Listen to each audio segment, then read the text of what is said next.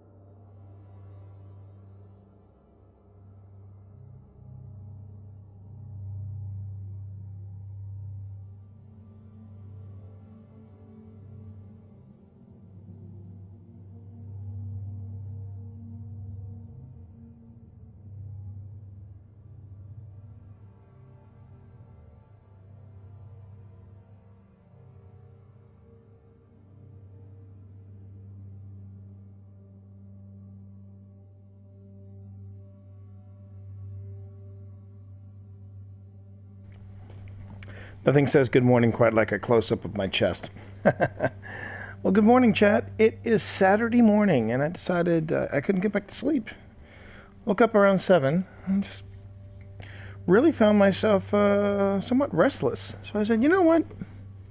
I'm going to go on ahead and do a stream. Yeah. Brew myself up a cup of coffee. Good morning. Make sure that my mute button is off. And I've already got 2 viewers, you know. So here's the thing. It just kind of came to mind. Saturday mornings have a special place in my heart because Saturday mornings was when it's probably the only time I didn't mind waking up early as a kid, because you would see the coolest collection of cartoons. This is before the days of Cartoon Network, right? You would see the classic Bugs Bunny. Some of them had been edited for television. Near the end, it was kind of ridiculous. They were editing Wile E. Coyote and Roadrunner cartoons for violence. You hear conservatives getting a little on the political side. You hear conservatives talk about the nanny state, and yet back in the 70s and 80s, they were editing Saturday morning cartoons for violence. I was smart enough as a kid to realize, well, one of the biggest offenders was G.I. Joe. Now, G.I. Joe was not Saturday morning. I think they did replay one or two on Saturday mornings, but they were saying that was an insanely violent cartoon for kids. And yet, in every G.I. Joe, if a ship blew up or something like that, you saw people get knocked down, but they'd get back up again and run away. Or if they were an aircraft, you always saw them parachute out. And yet G.I. Joe was considered the most violent cartoon that was out there. But it was really ridiculous with Wile E. Coyote because they had edited it down so bad that the Wile E. Coyote cartoons that were normally 3 to 5 minutes in length were now barely 2 minutes in length. I was smart enough to know I'm not going to run into a building and I'm going to be flattened or I'm going to look like Wile E. Coyote. Maybe I was smarter than the average kid. I don't know.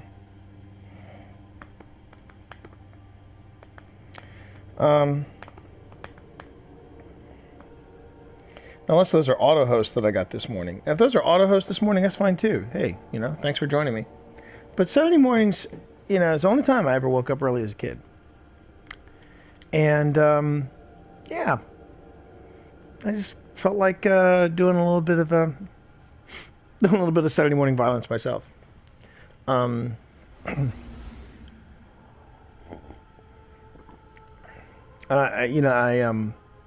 think my favorite of all of the Saturday morning cartoons that were out there, my favorite had to be, I think it was called it was called The Challenge of the Super Friends. Now, this was not with I think the tag-alongs were, no, it was Marvin and Penny. God, I'm amazed I remember that. Marvin and Penny were the first kids that were hanging out at the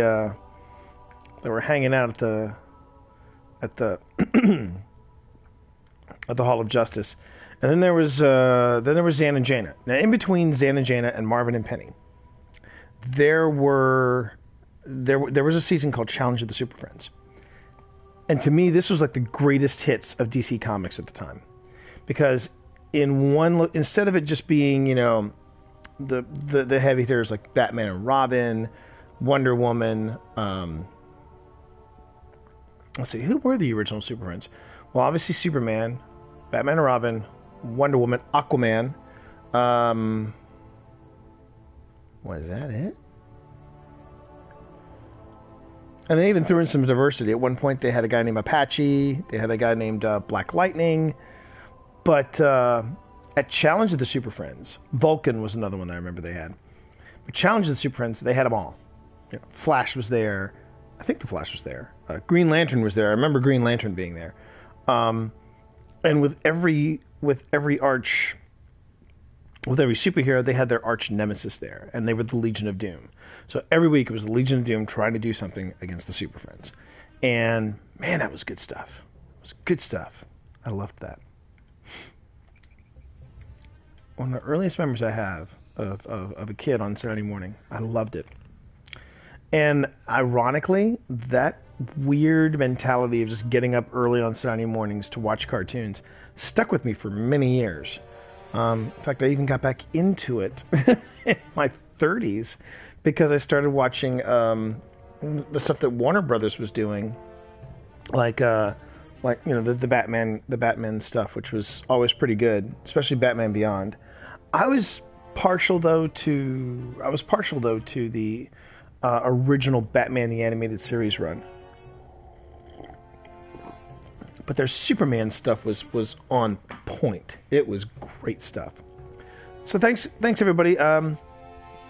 You're joining my feed. I am the Reluctant Gamer. You can call me T. You can call me the T Monster. I'm new to Twitch, not new to Destiny. Although if you see me play, you might think I am new to Destiny.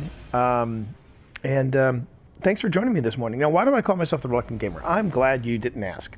The reason why I call myself the Reluctant Gamer is because I am a science fiction fantasy author. That's a Nightbot program command I've got to set up.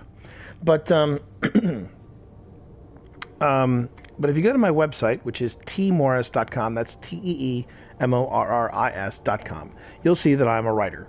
Maybe not the best blogger, but I am a writer. And you look under publications, and I have published works in both nonfiction as well as science fiction. And currently, my wife and I are working on the last book in a story arc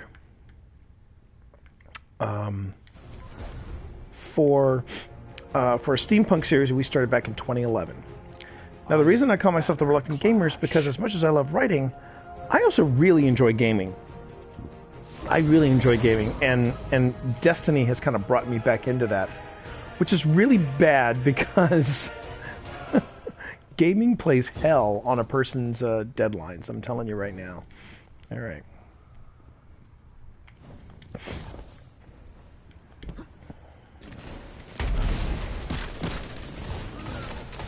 Whoa. Oh, man, that was a terrible throw. All right. Oh, nope, my dude.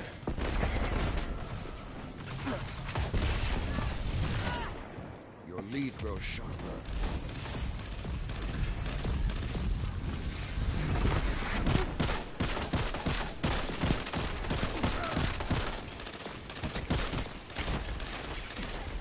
Your opponent pulled ahead. Ah! Damn it. Oh! Oh, hey!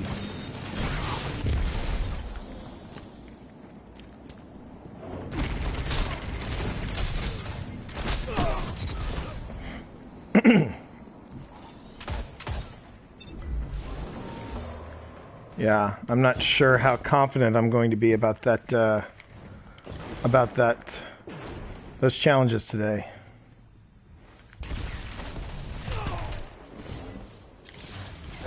In the Dark Age, we called this fun. Okay.